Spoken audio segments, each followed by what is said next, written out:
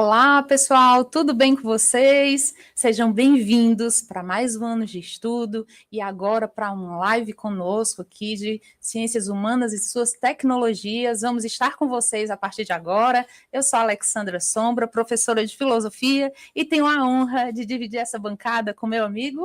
Eu me chamo Márcio, prazer a ler, sou professor de Sociologia. Vamos lá, mais uma temporada, né? Digamos assim, do Super Enem. Mas a gente espera que seja muito produtiva para vocês, que vocês consigam trocar ideias com a gente. Inclusive, aproveitem o espaço, né, interativo aqui do YouTube, comentem aqui no chat, façam suas perguntas, tá? Durante aí os próximos 90 minutos, a gente vai estar juntinhos aí para trabalhar bastante sobre filosofia e sociologia e como a gente pode agregar, né, para vocês fazerem um ótimo Enem no final do ano, né, Ale? Exatamente. Pegue seus cadernos, faça suas anotações. A gente dá boa tarde aqui para o Henrique, para o Eduardo, para a Raíssa, para quem já chegou e está quietinho, para os que estão entrando, vem chegando e vamos estudar um pouquinho com a gente, tá bom? E só uma dica, né, assim, você que chegou aqui agora, pega o link da live e compartilha aí nos seus grupos, manda para os seus colegas de sala, para a galera também chegar. E tem o joinha, né? O like, viu, Ale? Exato, tem que apertar esse negócio aí. Custa nada, né? Só um clique já. Para que possam chegar para os colegas de vocês também, né? Nesse período de preparação. Exatamente. Vamos lá começar? Bora, vamos lá. Estamos prontos? Hoje nós vamos conversar sobre cultura material, imaterial, patrimônio e diversidade cultural no Brasil. Nós temos bastante assunto para falar,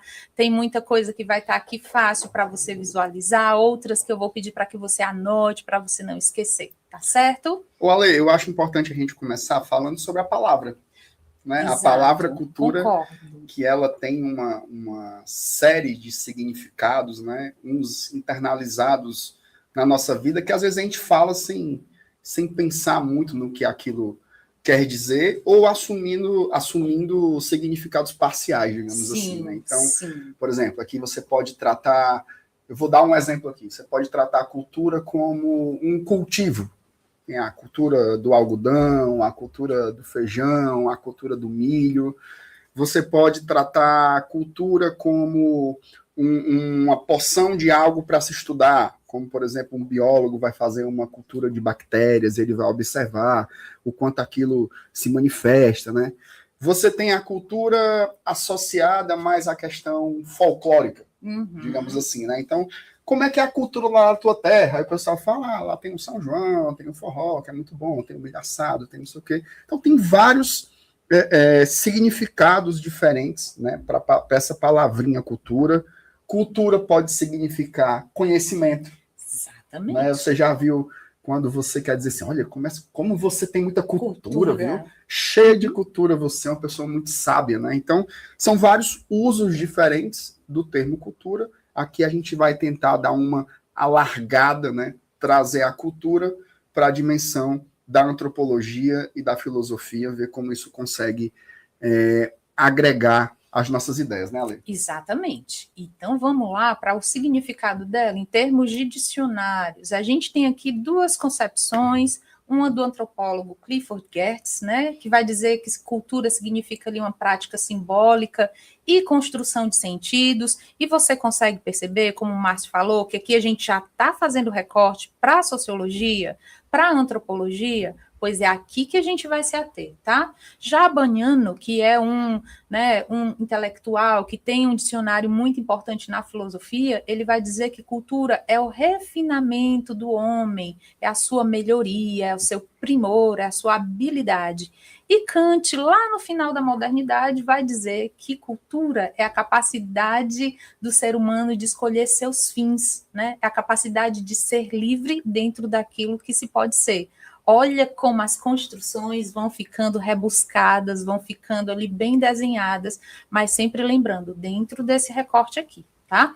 Ale, a gente pode pegar esses autores aí que você citou, até para quando você for provocado, né, para fazer a sua prova do Enem, não só nas questões pertinentes às ciências humanas, mas na própria redação. Exato. Quando você for falar sobre, se for o caso, né, de falar sobre o tema, você ter o chamado repertório teórico, né? Conseguir trazer suas referências. Então, o Geertz, ele é um antropólogo muito importante, né? Ele vem de uma linha weberiana da antropologia, e ele traz a visão de cultura, ele encara a cultura como se fosse uma espécie de teia, uma teia de sentidos e significados. A grande pergunta é, dentro desse emaranhado, né, dessa teia que todos nós estamos aqui conectados, teia de sentidos, de significados, o que é que nos desenha enquanto sociedade? Esses contornos que nos fazem ser um grupo definido é o que a gente pode chamar de cultura. E para o Geertz, o que o antropólogo ou o cientista social faz é interpretar os significados dessa cultura. Vou tentar aqui dar um exemplo para vocês, um exemplo que eu pensei e depois um exemplo que o Geertz trabalhou numa obra dele chamada A Interpretação das Culturas, que é o seu principal texto. Você tem, por exemplo, quando eu falo para você, Ale, sobre a cor branca, qual é o primeiro significado que isso remete para você? Suavidade, leveza, pureza. Suavidade, leveza, pureza. Quando eu falo para você sobre uma bandeira, o que é que você pensa sobre essa palavra bandeira? Qual é a função dela? O que é que lhe remete? Que ela vai sinalizar alguma coisa para mim. Ela vai me mostrar alguma coisa de alguém, ela vai identificar alguma coisa para mim que eu vou reconhecer. Se eu junto essas duas palavras e lhe dou uma bandeira branca, pronto, isso já tem um significado mais contornado? Total, já sei que você quer paz, que você não quer guerra, que você está tranquilo, está sereno, está leve. Exatamente, é isso que o Geertz propõe, né? Que nós possamos interpretar as culturas. E é importante colocar isso no plural. Não existe uma cultura. Você pode até assumir que existe uma cultura dominante, uma cultura hegemônica, que a gente até vai falar um pouco mais para frente, mas as culturas, elas são múltiplas e não existem culturas superiores às outras. Elas são apenas plurais, diferentes, distintas. Então, é importante a gente entender isso. A cultura é um sistema de símbolos e de significados, como você pode ver aí na tela, e cabe a nós interpretar esses sentidos, certo? Isso é muito importante, gente, porque dentro disso vem as construções das narrativas. E a gente tem que ter cuidado e estar atento à pluralidade das narrativas, tá? De não querer uma narrativa só e tomar uma narrativa cultural como a definidora do mundo e da vida e das coisas. É muito importante você já fazendo esses movimentos. E a ideia de cultura, ela é tão forte, ela é tão importante, que ela nos identifica enquanto sujeitos.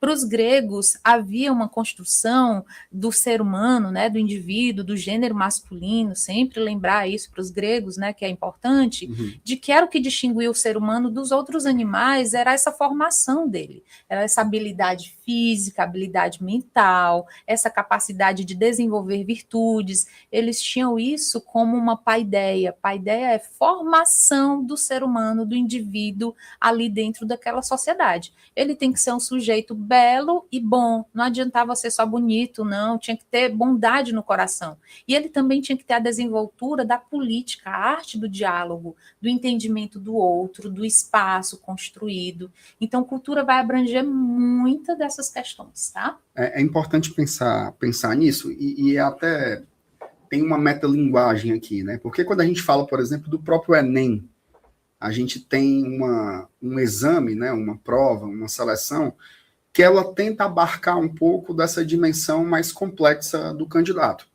Por exemplo, vocês devem ser muito, muito novos ainda, que estão nos assistindo agora aqui, embora eu saiba que o nosso público também é heterogêneo, mas há pouco tempo, né, uns 15 anos, talvez, antes do Enem ser a principal forma de acesso às universidades do país, você tinha os exames vestibulares com provas mais, digamos assim, elas eram menos facetadas, né?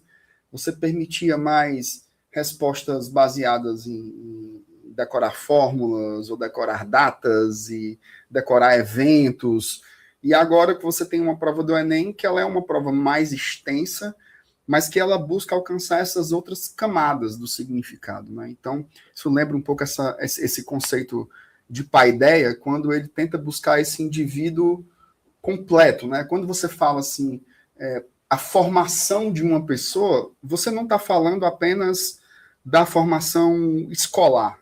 Né? Não é apenas aprender fórmulas, conceitos, decorar tabelas, não, é a formação relacionadas a valores, princípios e também, né, essa série de conhecimentos que são importantes. Né? Inclusive, disciplinas como as nossas, elas servem muito para fazer esse alargamento, né, do olhar, para que você consiga ter um pouco mais de criticidade. Né? Então, muito interessante essa visão dos gregos aí, da construção de uma formação mais ampla, mais crítica, né, para que a gente possa entender não só sobre como responder a uma prova, mas como responder às provocações do cotidiano, né, da vida, sim, do mercado de trabalho, das nossas questões familiares, da política, da sociedade, de um modo geral. Então é importante pegar essas referências aqui também para pensarmos nas nossas vidas para além dos testes e dos exames, né, Ale? Por isso que hoje um dos tópicos da nossa aula é diversidade, porque tem muito conteúdo aqui dentro que você vai precisar guardar, tá? Então, vamos lá entender, né, desse panorama que nós temos pelo menos aqui duas vertentes de cultura. Uma cultura material, que diz respeito aos elementos tangíveis, ou seja, os elementos materiais, as construções, aquilo que a gente consegue enxergar, aquilo que a gente consegue ver, tocar, entrar, sair. E existe também a cultura imaterial, que diz respeito a práticas, a saberes, crenças, tradições, muitas dessas situações e coisas que não se materializam, tá? É importante você saber distinguir as duas aqui. Isso. Na cultura material, essa ideia do tangível, né, como algo de fato físico, né? Então você pode pensar nas roupas, nas obras da arquitetura, no que a tecnologia é capaz de produzir, utensílios, obras de arte, né? Tudo isso você consegue materializar uma visão cultural. Né? Então, por exemplo, quando você vai a uma cidade e você observa como são as ruas, como são os prédios, as praças, você consegue ter uma ideia ali, mais ou menos, de que período é aquela cidade, qual era a concepção que se tinha ali em um determinado momento. É óbvio que às vezes tem uns elementos meio extraterrestres, né, em algumas cidades. Por exemplo, aqui em Fortaleza, eu sei que tem muita gente de diversos lugares diferentes, mas aqui em Fortaleza a gente tem uma catedral gótica, assim, do nada, no meio do centro, mas também dá para entender um pouco a influência ali da Belle Époque na cidade, né? Sim. Mas distou um pouco do restante da arquitetura. Em outras cidades você já consegue ver isso de uma forma talvez mais linear, né? Acho que o exemplo mais fácil para demonstrar isso é uma cidade como Brasília, né? Sim. Que é uma cidade extremamente influenciada pelo modernismo, então é uma cidade de espaços livres e abertos e grandes vãos. São salas grandes com poucos móveis, né? Assim, sim, que a gente imagina, sim, mais ou menos a metáfora para Brasília. Então, cultura material é tudo isso, né? Da vestimenta. E lembrando que todos esses, entre aspas, objetos culturais, eles traduzem uma expressão da cultura. Né? Então, todo mundo se veste, digamos assim, mas como você se veste e o que você veste é um retrato, né, do que foi construído, do que foi acumulado na sociedade em que você faz parte, ou do grupo social em que você faz parte, né? Então, se você é do heavy metal, ou se você é evangélico, ou algo que o valha, isso pode influenciar diretamente na forma como você se veste. Moramos, às vezes, na mesma rua, mas temos códigos culturais diferentes por conta dos grupos os quais nos filiamos. Né? Então, olha só como não é uniforme. Por isso que eu fico muito espantado quando alguém fala assim, a sociedade brasileira. A sociedade brasileira é muita gente. Qual, né? Qual parte dela? É muito plural. Então, dentro da sua sala de aula, você deve encontrar ali vários grupos com seus códigos específicos. E é isso que é legal de estudar também. Muito bom. E aí vamos ver aqui dois exemplos. E desculpa, Ale, só para a gente não passar batido da imaterial, por consequência, né, é aquilo que é mais intangível. Então aí você sai dos objetos e você vai para as práticas. né? Então aí você pode pensar na língua, na religião, nas músicas, nas festas, nos sabores e nos Sim. saberes, né? Que são coisas também interessantes. A tradição, de um modo geral, você evidencia na imaterialidade da cultura. Aí, dois baitas exemplos agora, né, Aline? Maravilhosos, que vocês não podem, né, ignorar. Aqui a gente tem o Abapuru, de Tarsila do Amaral, né, lembrando da Semana de Arte Moderna e toda aquela construção do povo brasileiro, mas quem é esse povo, afinal? E tem outros quadros delas que vai trazer para a gente também justamente essa percepção, quem é esse povo, qual a cara desse povo, qual o jeito desse povo. E a gente tem um outro exemplo aqui, que é o Carnaval de Recife, com o frevo, né, e, gente, às vezes até assusta quando esses elementos culturais, né, extremamente importantes e fortes, eles são pressionados por um movimento de pressurização deles. E aí é uma coisa preocupante também. Mas fica aqui dois exemplos para você já ir tá entendendo. Eu acho que cabe até a gente falar um pouco do que significa. Eu achei muito legal esses dois exemplos. A Alexandra que escolheu, tá? Então ela tem todo um mérito aí. Porque o Abapuru, ele tem muito a ver com essa dimensão da cultura também como algo dinâmico. Né? Primeiro que o Abapuru é a obra mais famosa, né, do modernismo brasileiro, e quando a Tarsila do Amaral pintou esse quadro, né, ela foi muito inspirada no movimento que a gente chama de antropofágico, né, que é basicamente a cultura ali, um engolindo a outra, e como você consegue produzir uma cultura que é brasileira, mas que ela também não tem o pudor, não tem o receio de absorver influências estrangeiras, mas não absorver para reproduzi-las. Né? Você absorve para comer aquilo, né? Essa ideia da antropofagia. Você come, mastiga, engole e transforma em outra coisa, transforma em algo próprio. Então, o Abapuru, ele representa muito isso. Tem um exemplo que eu gosto bastante, que não está aí nesses dois, mas que tem a ver diretamente com Recife, que é o Mangue Beat. Perfeito. Né, que é um movimento ali que foi encabeçado pelo Chico Sainz, da Nação Zumbi, e é muito isso, ele pega sons locais, né, a cabaça, o coco, as percussões nordestinas, e mistura com o rock and roll, que é uma coisa global, com um pouco de música eletrônica, então, e ele cria uma coisa própria. É um movimento único, né, aquela dimensão cibernética maravilhosa, que infelizmente foi abreviada muito cedo por uma fatalidade, mas não o movimento, né, que o movimento resiste até hoje, mas a Nação Zumbi, com o Chico Sainz, teve uma abreviação nesse momento. Então, isso é muito interessante, né? O Carnaval de Recife também tem muito a ver com isso, né? Porque ele engloba uma festa que é mundial, né? Por mais que a gente ache que o Carnaval é nosso, ele acontece em vários lugares do mundo, mas de expressões muito distintas. Né? O Carnaval do Recife, ele é muito particular do ponto de vista da música, da dança, da religiosidade, da dimensão histórica, do que traz de identidades regionais, né?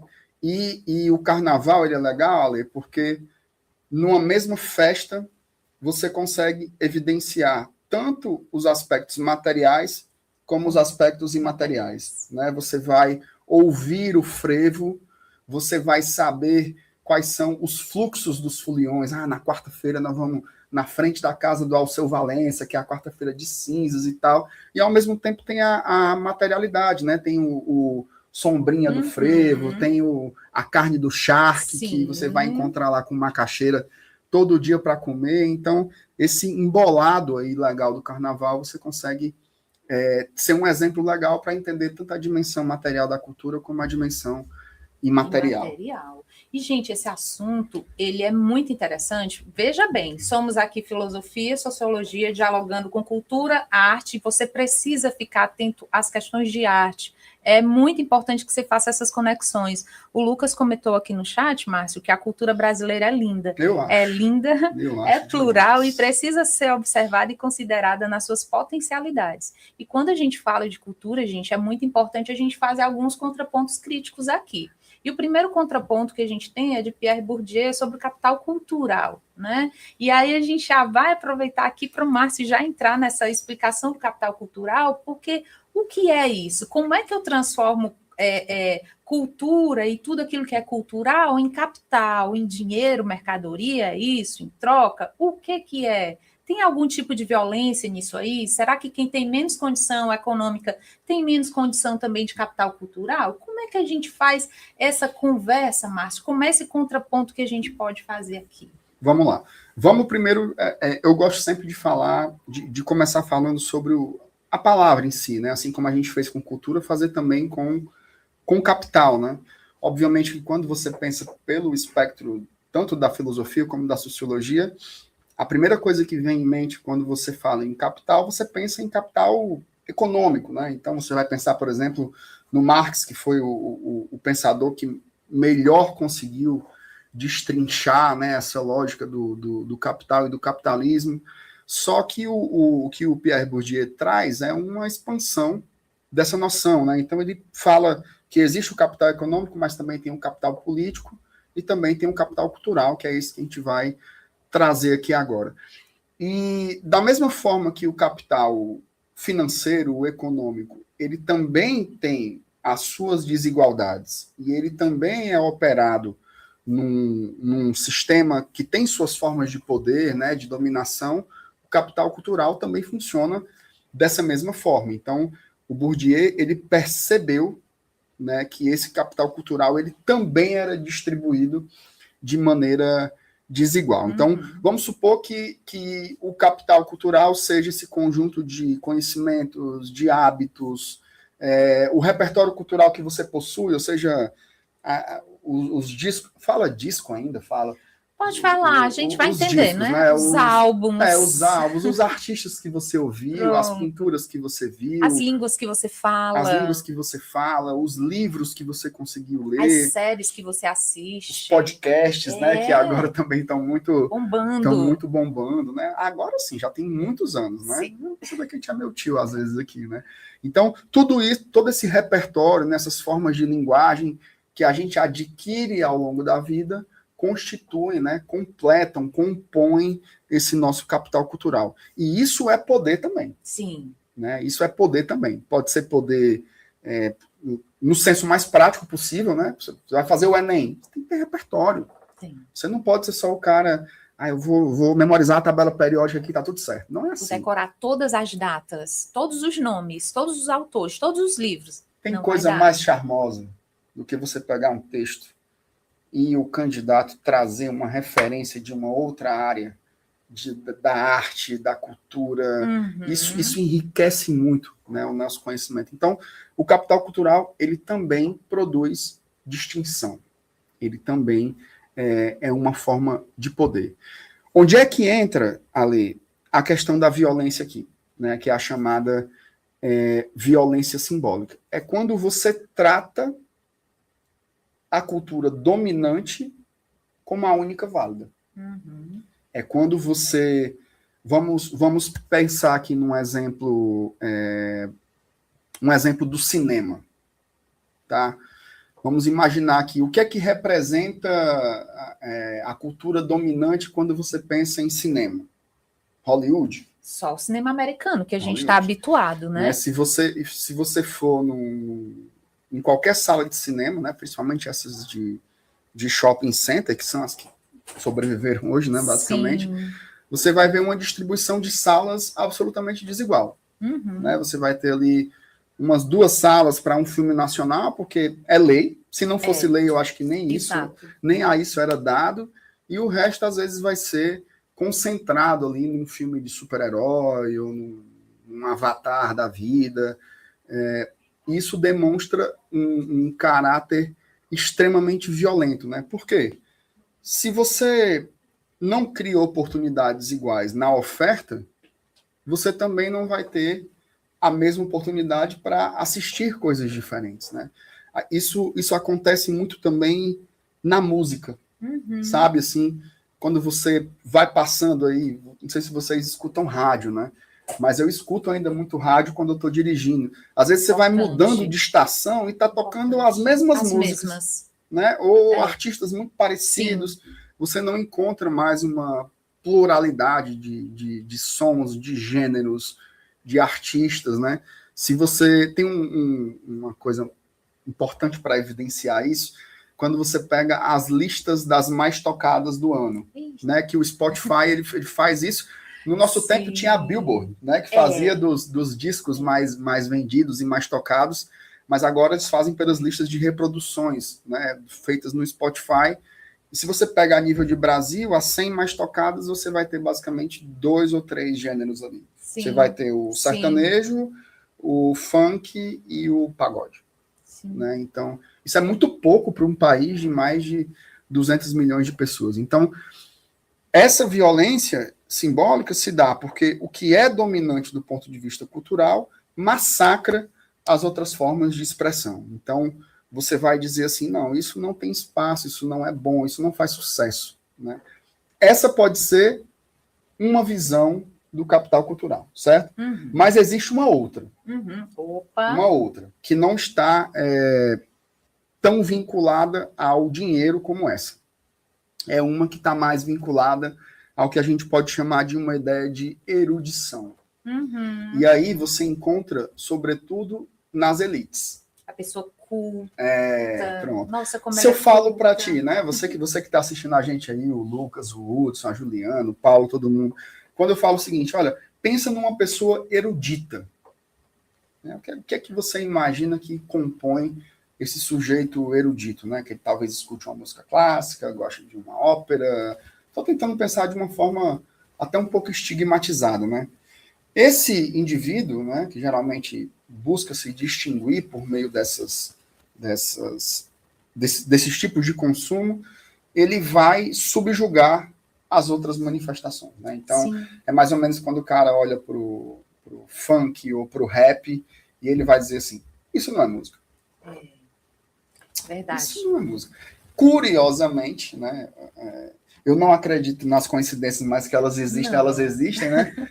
São estilos musicais que são muito atrelados às populações periféricas, negras, marginalizadas, né? Então, o rap, agora o trap, né?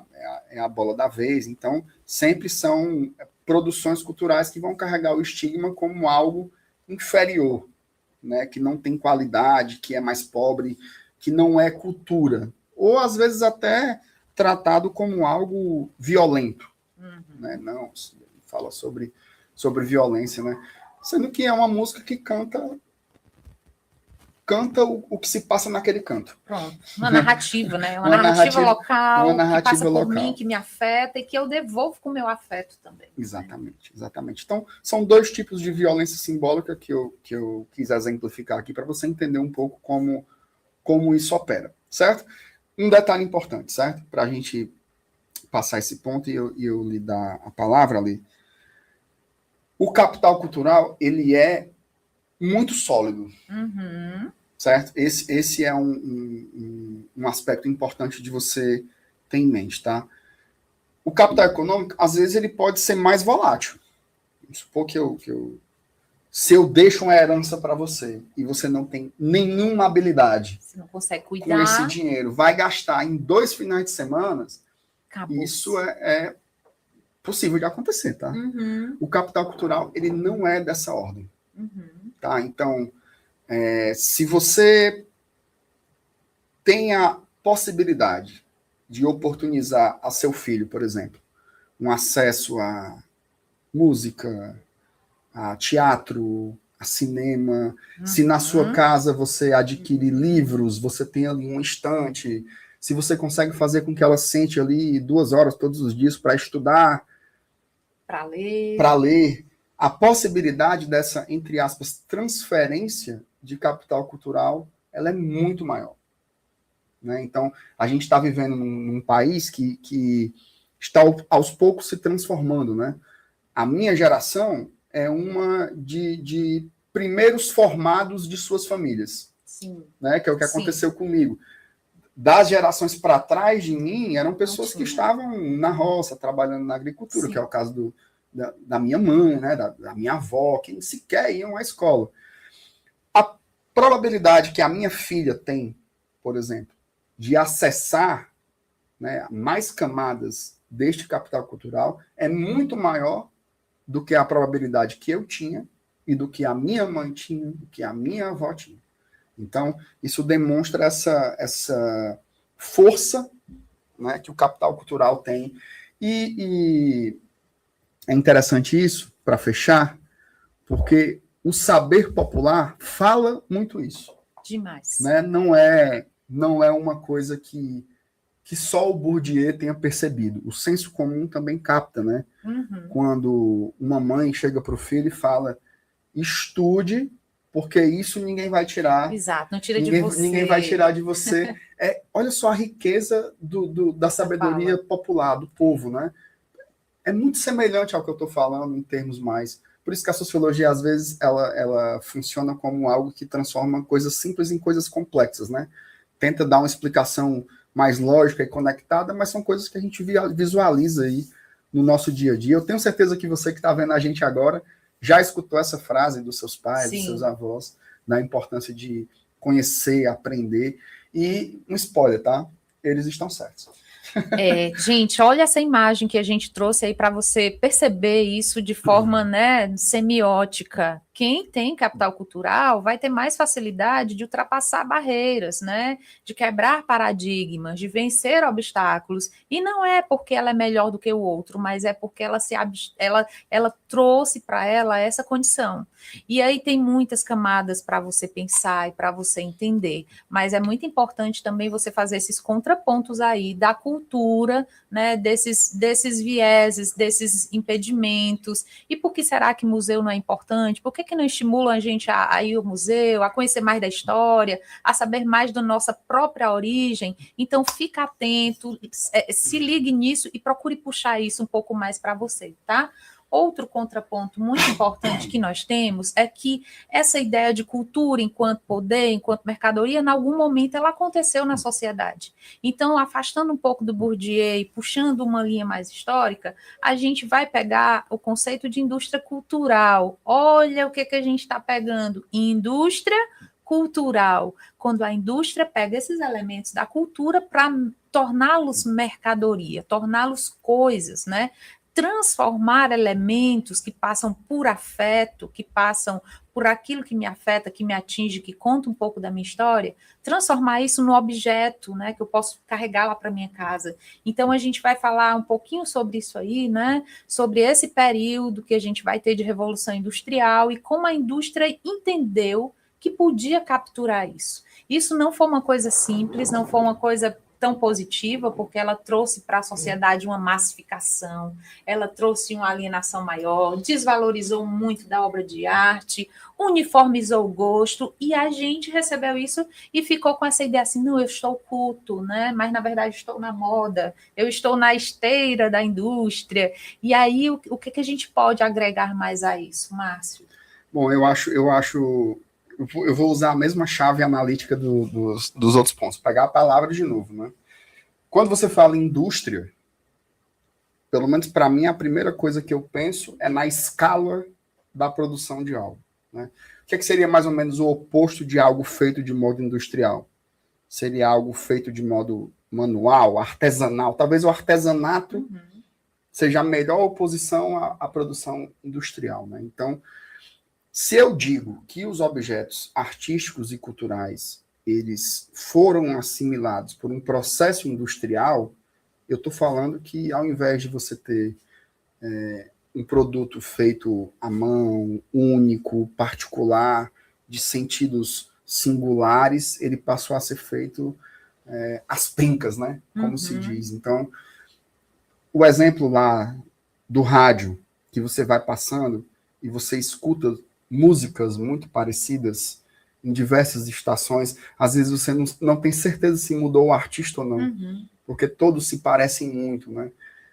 É uma pasteurização, sim, né, do que é essa arte. Então, Os filmes são muito parecidos, as músicas são muito parecidas, e hoje, com esse uso abusivo, né, da inteligência artificial, isso está sendo aprofundado, né? Você tem visto roteiros de filme, letras de música, melodias, né, feitas nos chamados autotunes, todas produzidas com auxílio, né, da inteligência artificial, às vezes a própria IA fazendo pela pessoa. Então, é óbvio que eu não estou querendo transformar a arte numa coisa pura, né?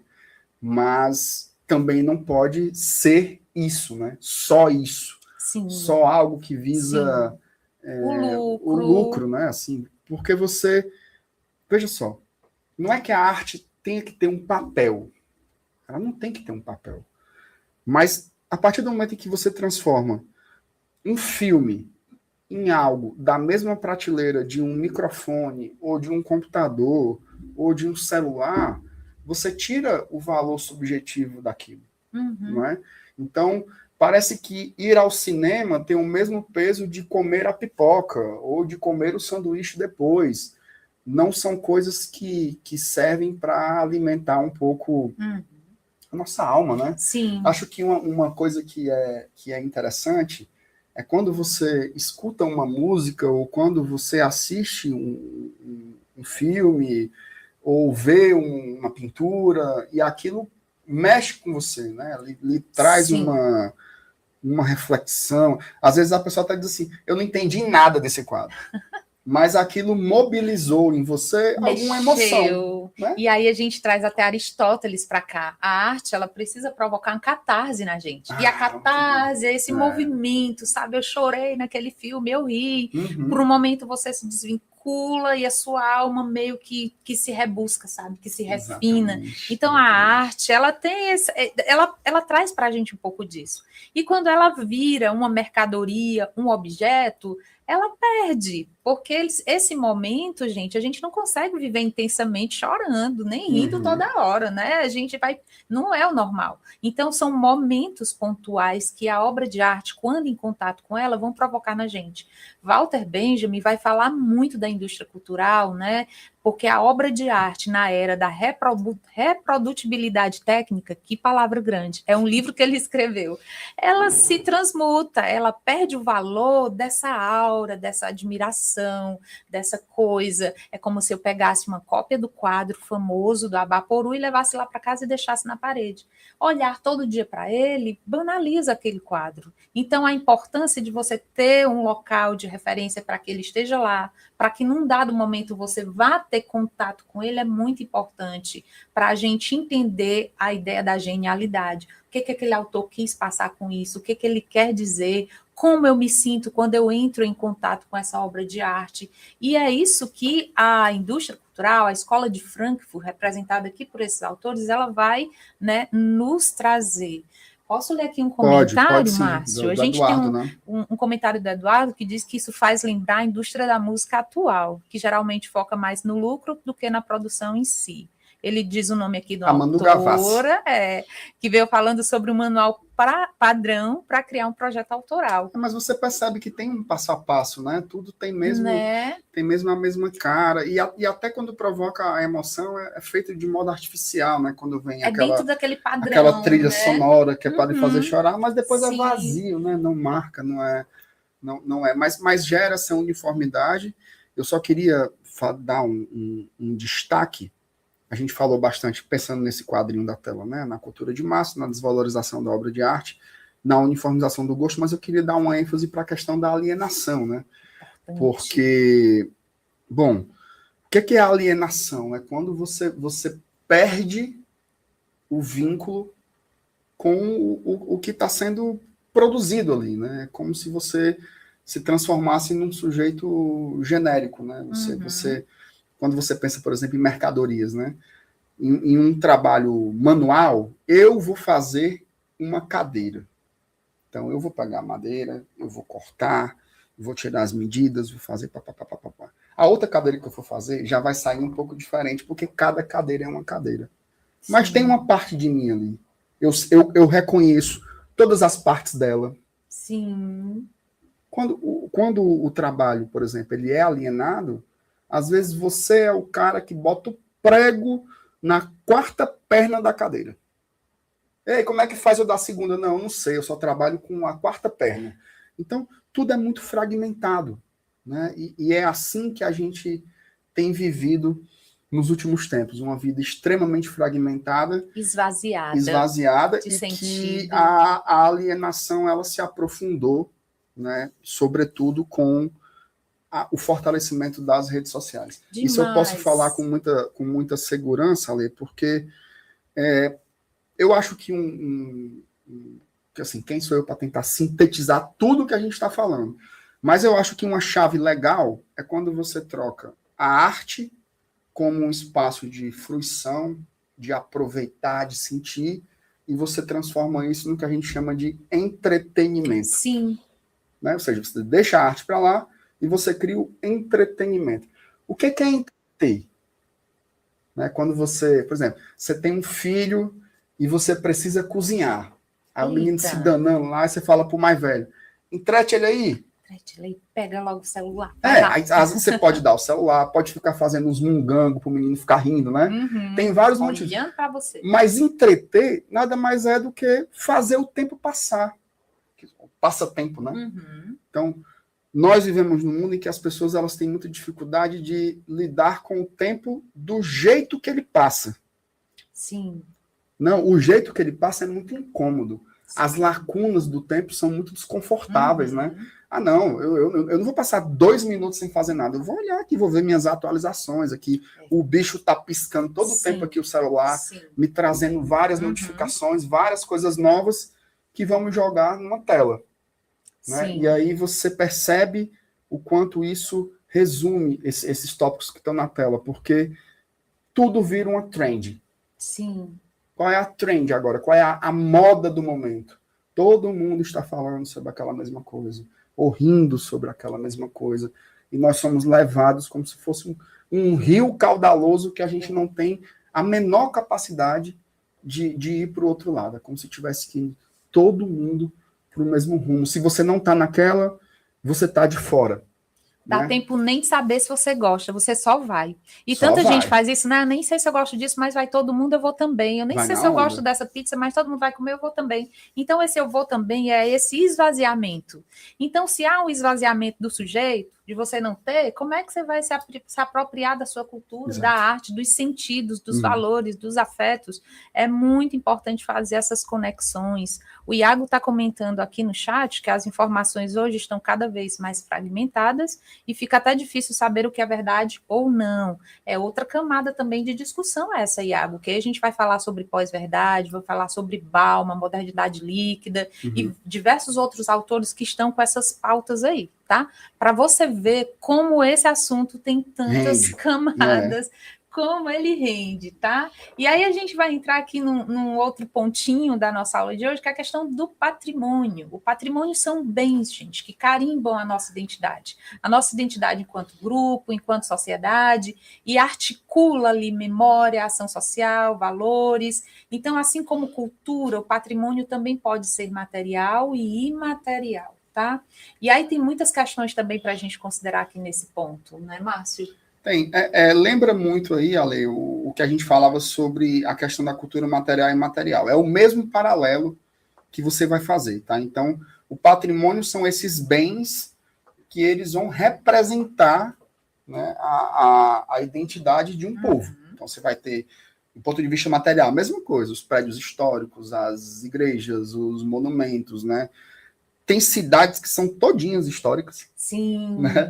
Que eu acho isso muito interessante. Infelizmente, a gente vive numa cidade, né, aqui em Fortaleza, que ela é um pouco intrigada, né, do seu passado. Assim, os prédios históricos eles acabam sendo derrubados e destruídos com muita... Os monumentos deslocados, né? Que a gente passa e várias estátuas. Eu estava aqui, aquela do nada virou um condomínio, né? Da Barão do Rio Branco, e você olha, meu Deus, o outro prédio que agora é um condomínio importantíssimo que vai surgir na cidade, você vai, como assim? Mas isso tudo ajuda a compor um pouco a nossa identidade, né? Assim, você pensa naquele lugar, você remete uma parte da história, né? Então, a gente está falando do Recife agora. eu vou lá no Marco Zero comer um Sim. espetinho. Aquele lugar que você está sentado lá, ele tem tanta história, Sim. tanta coisa que passa por ali, sabe? Que você, às vezes, não tem tempo de processar. Mas a ideia do patrimônio é isso, um detalhe, né? O patrimônio ele precisa ser extremamente preservado, tanto o Sim. material como o Sim. imaterial. Sim. Principalmente quando você fala do imaterial, ali, naquelas manifestações culturais que elas estão, que elas resistem por meio da oralidade. Sim. Sim. Tá? Eu vou te dar um exemplo. Por exemplo, o Carnaval do Recife dificilmente vai acabar. Sim. Porque é uma festa tão grande, tão poderosa, que não tem um político que vá ter coragem de mexer com Não tem aquilo, porque como. envolve turismo, envolve Sim. muito dinheiro. Então, Sim. Recife e Rio tá safe, né? Como o jovem diz, tá tudo certinho. Agora você vai pensar, por exemplo, a festa do Maneiro Pau, do Reisado, Pois do é. Coco, que Pois são é. festas que ainda hoje passam de pai para filho, né? Eu vou te ensinar Sim. essa dança Sim. aqui que meu Sim. avô fazia. A Sim. gente tem aqui os Os caretas, caretas, eu né? estava lembrando dele, Os gente, do papangus, interior, os papangus maravilhoso, e realmente está vai passando correndo de. risco, Está né? correndo risco porque são histórias que estão dentro da dimensão oral, né? O pai ensina para o filho, a mãe Sim, ensina para o filho, e vai passando de geração para geração, e às vezes isso pode ter esse fluxo interditado, sobretudo se sim, não tiver incentivo, sim, né? sim, Porque, sim, convenhamos, fazer festa é muito bom, mas se não tem um prato na mesa, a festa não é, é possível, né? Não é sim, prioritária. Então, sim, está dentro de um universo também econômico, também político, também social. Por isso que quando a gente exige políticas culturais, a gente tem que exigir para os grandes eventos, para os grandes carnavais, mas também para as manifestações menores, né? menores, né? Ou de uma Locais. locais, exatamente, perfeitamente, E, Alessandro. gente, isso é muito importante porque a gente forja, a gente constrói a nossa identidade a partir do que vem de fora, a partir da nossa cultura, do que a gente recebe, do que a gente identifica, do que a gente consegue vivenciar, que é o patrimônio. E Charles Taylor vai dizer que um indivíduo, para ele ser pleno numa sociedade, ele precisa ter identidade. E a minha identidade, que diz quem eu sou, precisa ser reconhecida pelo outro. Uhum. Porque quando o outro reconhece, ele legitima aquilo que eu sou. E aí vem a sensação de pertencer. Eu sou quem eu sou por um lugar. Vou dar um exemplo para você, Saí, de uma pessoa bem famosa, um blogueiro que eu acompanho bastante, que é o Ó. Max Peterson, gente, Ah, é aquele que foi maravilhoso. para a França, né? É, Eu exato, o sei, esse creme cara. brulee, é muito importante a gente falar dele, porque ele não se desfez da sua origem, da sua identidade, ele não deixou o sotaque de lado, Uhum. ele não perdeu os referenciais, ele colocou o Cariri em evidência, e isso é justamente a manifestação dessa Menina, teve construção de identidade. aquele outro que foi pro Big Brother. Ele perdeu até o sotaque, né? Agora nem Foi. cearense ele é Não mais, ele é amazonense. é. Não tem um negócio desse, né, gente? É, Momento fofoca aqui da sociologia e da muito, filosofia, e sabe? aí é tão legal você estar ligado nisso, sabe? Porque você consegue captar outras culturas, outras verdades, mas sem perder a sua. E por que que você não perde a sua?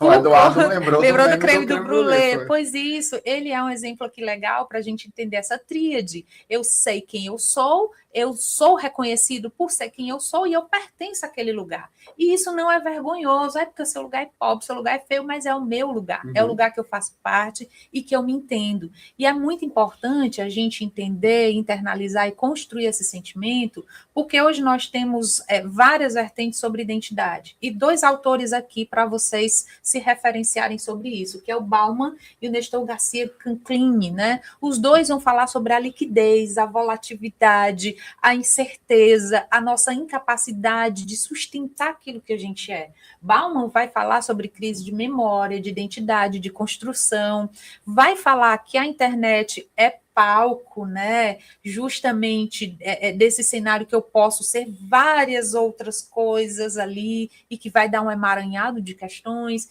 E o Canclini vai falar sobre a questão das culturas híbridas, que vão trazer uma fluidez que eu vou agregando tudo ao mesmo tempo e sendo tudo, e na verdade eu me torno nenhum, por ser um aglutinado de tudo, e é fluido, pode ser bom num dado momento, mas no outro momento não tão bom. Menino, o Iago falou que o nome do rapaz do Big Brother, vixe Maria. Eu tô falando com o pessoal, sabe quem Pronto. é. Ai, gente, que coisa boa que vocês estão ligados com a gente. Isso é importantérrimo. O pessoal sabe. Então, a gente está trazendo para você um arcabouço teórico que, na redação, gente, isso fica uma coisa linda. Você percebe? Você traz aqui um Bauman, você traz um Aristóteles, você traz as definições, faz a distinção, cita personagens. Então, tudo isso vai trazer muito gabarito para você. Vai ser muito bom.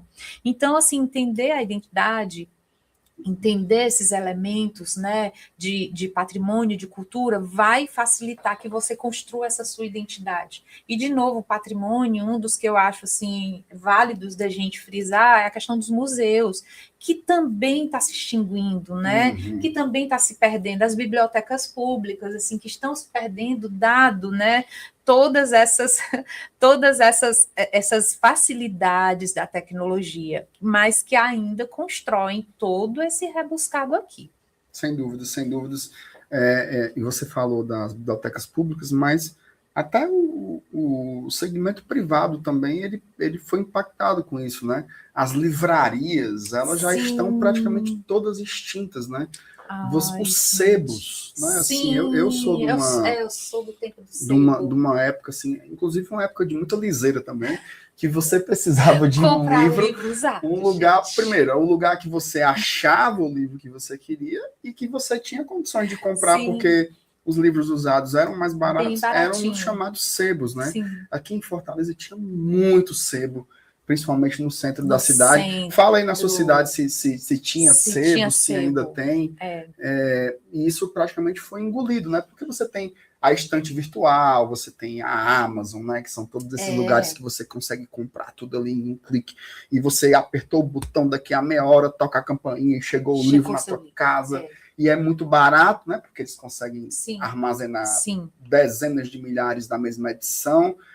Então, e o livro digital, né, que imediatamente chega. O e-book, gente, o meu medo disso aí é de um dia sumir tudo. Cadê minha biblioteca digital? Poft, explodiu. E essa é uma provocação boa, né? É óbvio que assim, super válido, né? Eu, inclusive, leio e-books, até audiobook, de vez em quando eu experimento também, a depender da circunstância. O mérito não é esse. O mérito é como tudo está ficando como se fosse... perdeu a solidez. Sim. Né? E aí você falou do Bauman, falou do Canclini, mas tem um sociólogo que eu gosto muito, chamado Richard Sennett, que ele falou sobre as consequências do capitalismo na vida contemporânea e o quanto isso provocou o que ele chama de corrosão do caráter, né? Porque qual que é o lance? Existem alguns tipos de vínculo humano que eles precisam de tempo para acontecer. Sim. Por exemplo, fidelidade, sim, lealdade, sim, amizade, né? Por mais que você diga que você ama, te amo, meu best friend forever, tal, com a pessoa que você conheceu ontem, o amor é algo que precisa de tempo, né? Para maturar, para se acostumar. Só que o mundo que a gente vive hoje, com essa extrema liquidez das coisas, dos cancelamentos automáticos, você errou uma palavrinha aqui, a pessoa já te exclui, tu já não faz parte mais daquele grupo. Ou seja, e os erros também são importantes para a maturação das relações, né? Você precisa saber lidar com isso, com as diferenças, com os erros, com as visões distintas sobre as mesmas coisas, né? É assim que você vive um bando, né? Então, deveria ser assim, pelo menos. Então, a forma como as coisas estão lidando com essa descartabilidade excessiva de ideias e de pessoas. Terrível. Né? Então, o seguir e o deixar de seguir. Né? Na rede social é só um botão, né? Sim, tô seguindo. Não tô seguindo. Ele falou uma coisa que eu achei muito, muito peba. Parei de seguir. Só que a gente transportou esse mecanismo para a vida real. Sim. Eu estou aqui contigo hoje e eu posso simplesmente deixar de te seguir e a gente não vai alimentar mais isso, né? Então, essa liquidez, essa descartabilidade, ela é para objetos culturais que consumimos, para a forma como a gente lê, como a gente estuda, como a gente passa o nosso tempo, mas também se tornou, né, infelizmente, a forma como a gente lida com a nossa família, com os nossos afetos, com os nossos amigos, com os nossos amores da vida, né? Então tudo está muito volátil. Acho que volátil é uma palavra legal aí para resumir um pouco isso. Pesado. Vamos assistir para mais um pontinho, né? Que é a diversidade cultural. E aí é muito importante a gente falar de diversidade, porque a gente falou sobre muita coisa e a violência simbólica também. E aí a gente tem 2 pontinhos para a gente falar sobre rapidamente, né? A ancestralidade e a afro-brasilidade. É muito importante considerar, gente, que não existe uma única narrativa ou uma única forma de conhecimento legítima, que é a eurocentrada, né? Pensar, narrar e existir. Essa ideia, ela significa, ela foi passada por Chimamanda Adichie. Não sei se vocês conhecem, mas é uma escritora nigeriana com obras muito importantes e relevantes. Eu vou só pausar aqui para ler a pergunta do Henrique. Volátil significa banal? Nesse contexto, você pode fazer uma analogia das 2 palavras, né? Mas algo volátil, o termo mesmo para isso é algo que evapora muito rápido, né? Então, tá aqui nas suas mãos, de repente desapareceu, ou fazia muito parte da sua vida. As amizades dos jovens é um retrato. Ai, eu adorei você, você é incrível. Aí no outro dia, cadê fulano? Não rolou. Não deu mas match. Não, né? Não deu match. A lógica do match é meio isso. Você vai passando assim, gostei, não gosto mais. Então, volátil é isso, é algo que vai se desmanchando, né?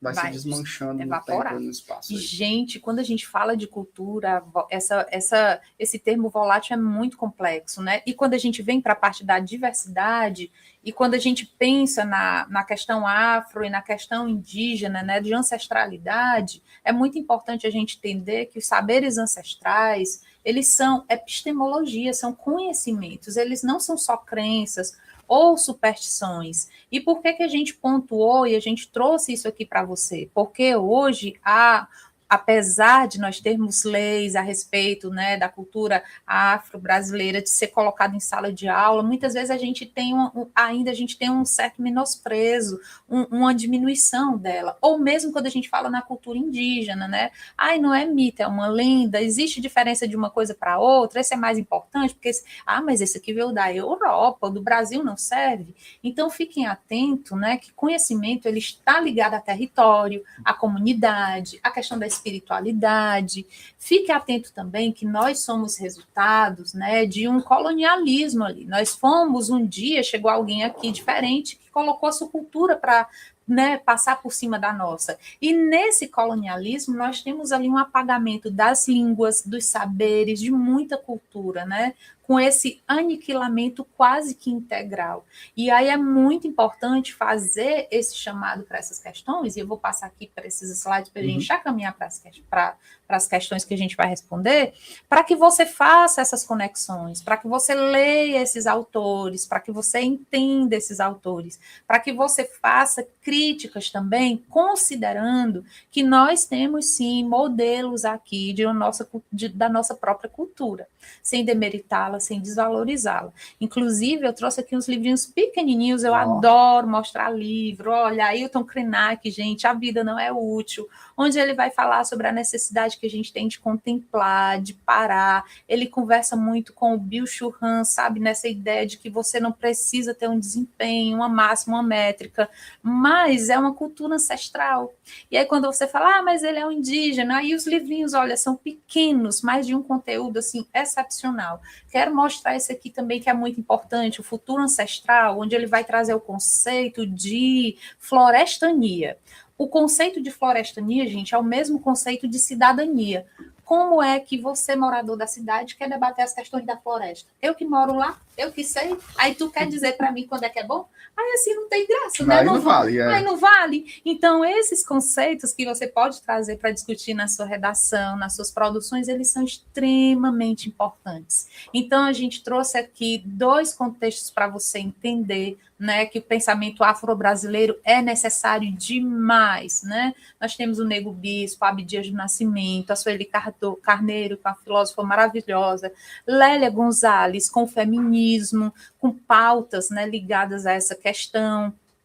Porque quando a gente pensa no afro-brasileiro, você diz, isso aqui é desse jeito, não, o meu é melhor, o meu é maior que o seu é menor, e essas questões, elas são muito sérias e graves, porque você está pressurizando, apertando, excluindo uma cultura, excluindo uma identidade, e se tu exclui uma identidade, tu está excluindo o outro, né? E que poder é esse que a gente tem de excluir o outro, né? De retirar o direito dele de existir? Na questão, né, do pensamento indígena, nós temos o Ailton Krenak, que vai trazer uma crítica ferrenha a toda essa ideia do utilitarismo capitalista, de uma vida baseada nisso, de uma educação forjada nisso. Nós temos o Viveiro de Castro, que é um antropólogo que vai trabalhar com a perspectiva dos saberes indígenas como ontologias, como conhecimento puro, simples, né? E não como uma crença. Porque eles creem assim. Então, todas essas construções, todas essas narrativas não eurocêntricas, né? Elas são muito importantes para a nossa construção de identidade, para nosso entendimento de cultura, e nós não podemos deixar de passar por elas, tá? Sem dúvidas. Bem rapidinho, Ale, para a gente passar para as questões, também dar um recado, né?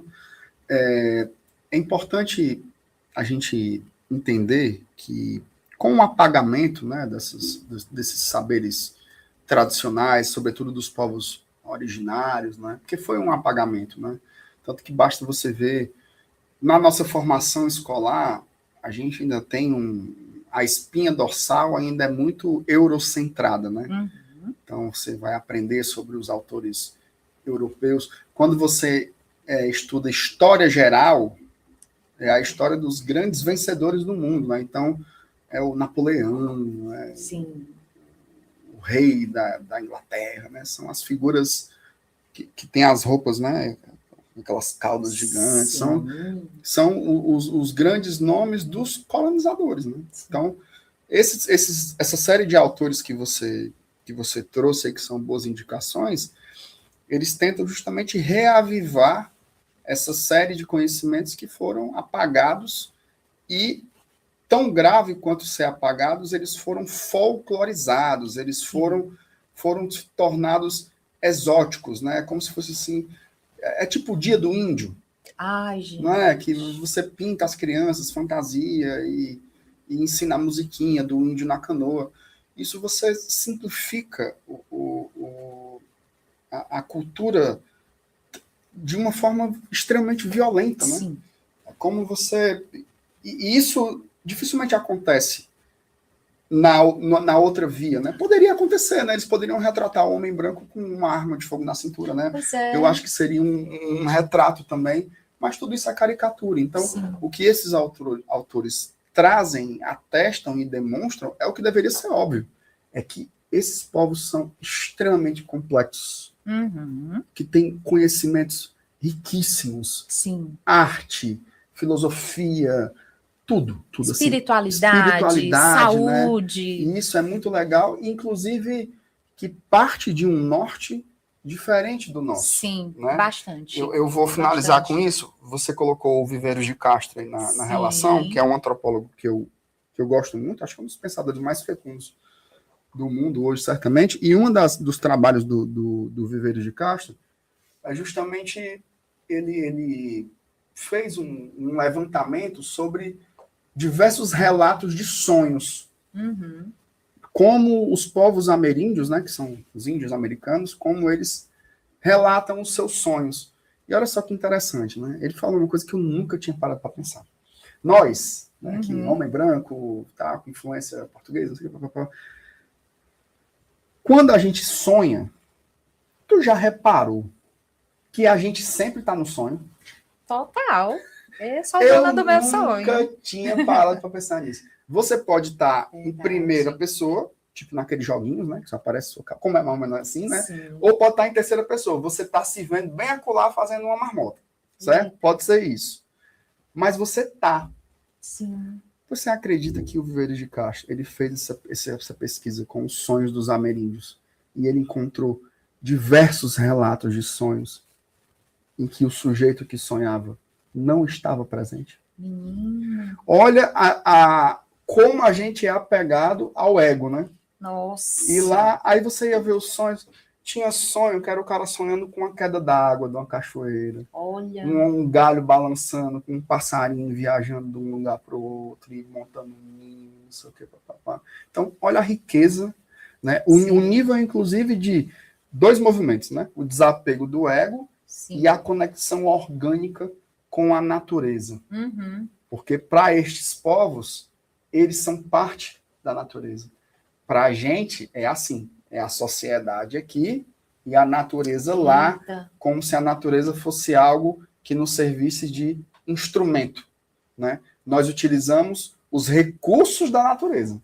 Pois olha. Né? Então, olha só que historinha legal aí para você entender um pouco riqueza de hoje, viu? Desse lance aí. Vamos ver como é que isso aparece nas questões do Enem? Vamos. Bora lá, primeira questão. Ó, questão 74 aí, do Caderno Azul do Enem de 2025, questão recente, ano passado. Gente? Eita! Ano passado, vamos lá.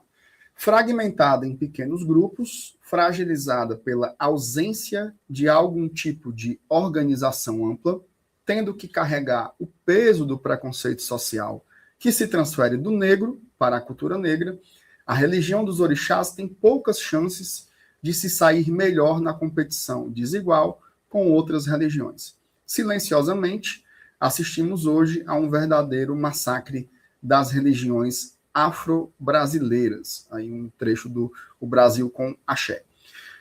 O que é que pergunta? No processo de invisibilização dos cultos afro-brasileiros, o texto associa os seguintes elementos essenciais. Você no chat aí pode arriscar, gente, viu? Vai colocando aqui a sua resposta para a gente ver. Aí. Ó, vamos lá. Primeiro item. A. Ausência de soluções partidárias e rejeição da laicidade. A gente comenta um por um, Ale, ou a gente fala no final? O que você prefere? A gente pode comentar no final. Comentar no final, que aí tá a gente ganha. Mas esse A já deu para ver que não tem nada a ver. Esse A não tá conversando aí. Não foi sobre isso que se falou, né? No texto que a gente leu agora. Precariedade de coesão representativa e recusa da alteridade. Opa! Já deixa aí em suspenso, né? Será? Insuficiência de estruturas decisórias e exclusão da dialogicidade. D. Inexistência de direitos constitucionais e negação do ecumenismo. E. Efemeridade das relações políticas e debilidade do pertencimento étnico. Ali a gente marca qual aí? Eita, o que vocês acham aqui? A Lívia sugeriu a letra C como resposta. O que tem na letra C? Insuficiência de estruturas decisórias. Será que a gente tem poucas estruturas decisórias no nosso país? Dependeria delas? Aí, esse massacre às religiões afro? E aí, Ali? Marcamos o quê? Lívia, eu acho que o que está faltando, o que a gente não tem é alteridade. O que tu acha, Marcos? Está faltando muita alteridade e essa parte aí do item B, né? Precariedade de coesão representativa também, né? Exato. Tudo é muito fragmentado. A gente tem bancadas fortíssimas, né?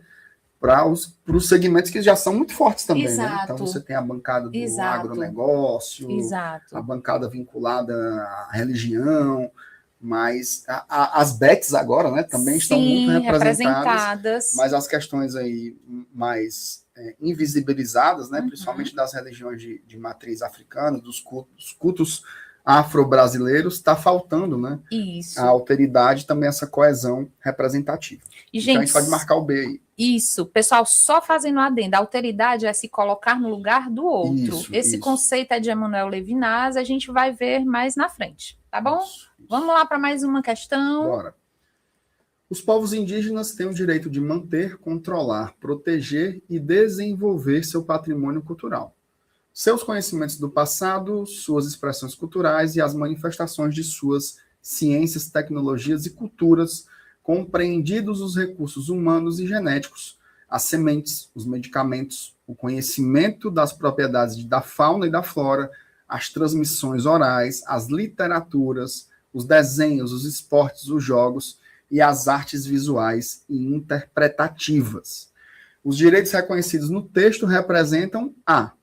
Vou comentar esses aí. Vai. Tá tão bonzinho. Tá bom, tá bom. Gente, tá tão facinho de você entender. Olha aí. O item A, multiplicidade dos troncos linguísticos. Ixi, a gente falou que justamente teve não teve, né? Foi cortando aí, não tem multiplicidade. Os troncos linguísticos foram explodidos, acabaram, né? Item B, ampliação das influências externas. Eita, aumentou. E não é sobre isso que na dúvida, você relê. Dá uma relida. Esse é o cerne da questão? Não é. Puxou uma coisa nada a ver, né? Não é. Item C, complexidade dos saberes tradicionais. Olha, chega soa bonito assim, chega soa redondinho, você diz, olha que coisa linda. E você vê aí a quantidade de coisas que foram pinceladas, né? Exato. Conhecimentos históricos, expressões culturais, falou de ciência, de tecnologia. Medicamentos.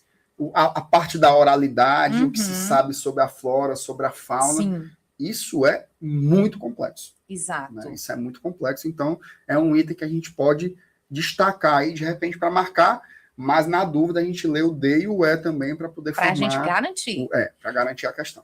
O item D, sofisticação das práticas de sobrevivência. Não é o cerne, né? Não é o cerne aí do texto.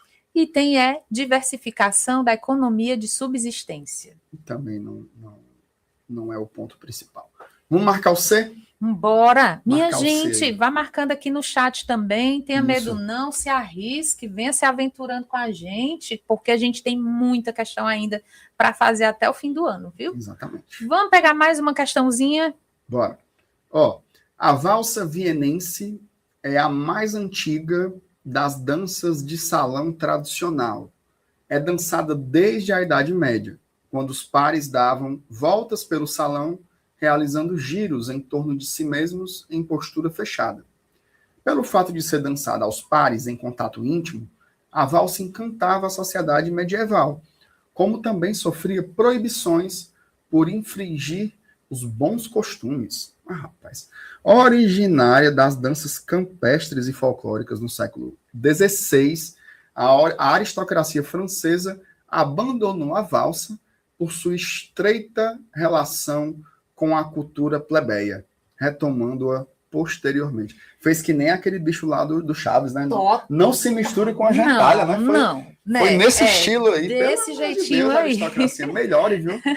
O Eduardo falou que aqui achou a primeira difícil por conta das palavras. Mas é assim, Eduardo, você vai se acostumando com elas, viu? Aí, Eduardo, a gente vai te ajudando. Vai grifando a palavra. Responde. Aqui a gente tem que responder mais ou menos no tempo, mas lá na prova faça com calma, que vai dar tudo certo. Vai sim. Sobre esse texto aí da valsa vienense que eu acabei de ler, a expressão cultural descrita aqui foi rejeitada no início da Idade Moderna por congregar traços advindos da feitiçaria nórdica. Valha-me Deus. Viajou, né? Não, agora... Viajou na maionese. Ninguém falou nada de feitiçaria aqui. Não. Práticas inspiradas em rituais pagãos? Não. Não. Tem nada a ver. Regras decorrentes do período renascentista? Valha-me Deus. Não, né? Nem dizer. Tangenciou foi muito. Compassos produzidos em territórios colonizados. Ixi. Essa daí pode gerar uma confusão, né? Mas vamos ler a E, que aí fica límpido e cristalino, né? Vamos ver se o Eduardo, a Lucélia, a Raíssa, o Hudson e o Henrique disseram que é. Pois acertaram. O Eduardo tudinho, também. Olha só, elementos provenientes de segmentos populares. É exatamente isso, né? Na última linha, fala justamente sobre isso. A aristocracia francesa abandonou a valsa pela sua estreita relação com a cultura plebeia. Que era o povo. Exato. Né? Basicamente o povo. Gente, fiquem atentos, porque as questões do Enem, elas trazem isso, tá? Elas trazem essas sutilezas aí dentro delas. Bora para mais uma questão? Vamos para mais uma questão. Uma das principais atividades provocadas pela arte, a reflexão, é abandonada pela indústria cultural. A indústria cultural seria como uma isca que ilude os indivíduos com o sonho de que eles são livres, originais, únicos e especiais, quando, na verdade, os trata como servos e partes de uma massa homogênea. Olha só, pesado, hein? Ao analisar as consequências da dinâmica apresentada no texto, as autoras destacam a importância do conceito como ferramenta de luta coletiva. Faltou a letrinha B aí, gente, mas é só você considerar a letrinha B, tá? Considere o B. Mecanismo de controle social. Opa, essa é boa, hein? Essa é boa, porque fala de tratar como servo, como uma massa homogênea. Tem boas chances de ser essa B, mas a gente vai conferir as demais para não errar. Ver. Certo? E vocês vão dizendo aí no chat, hein? Instituição de interesse público.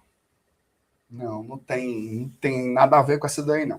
Organização da iniciativa privada, também não. Instrumento de manipulação estatal.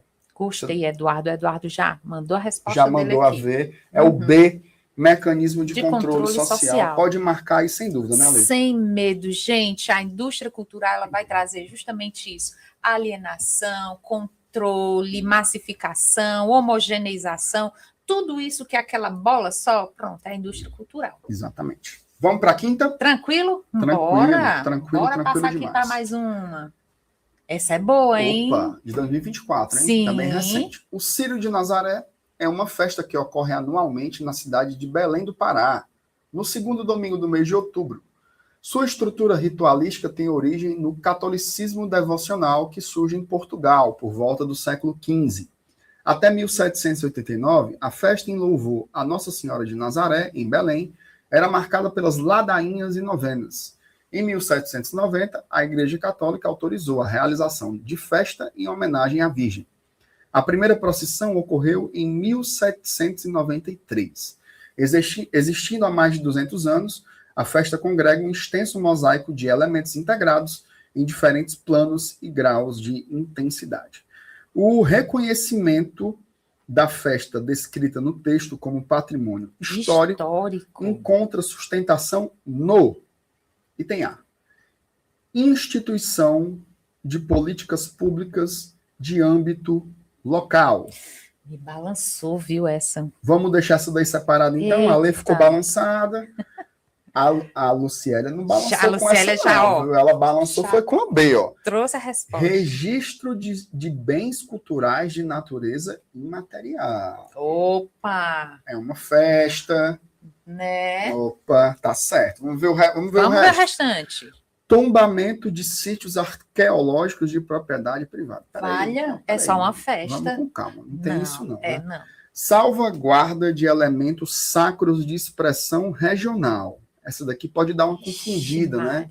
Que é festa religiosa e tal, mas não é isso não, certo? Não. E o item é categorização de manifestações cristãs de caráter oficial. Ale, marca o que aí? Peibufo, vai.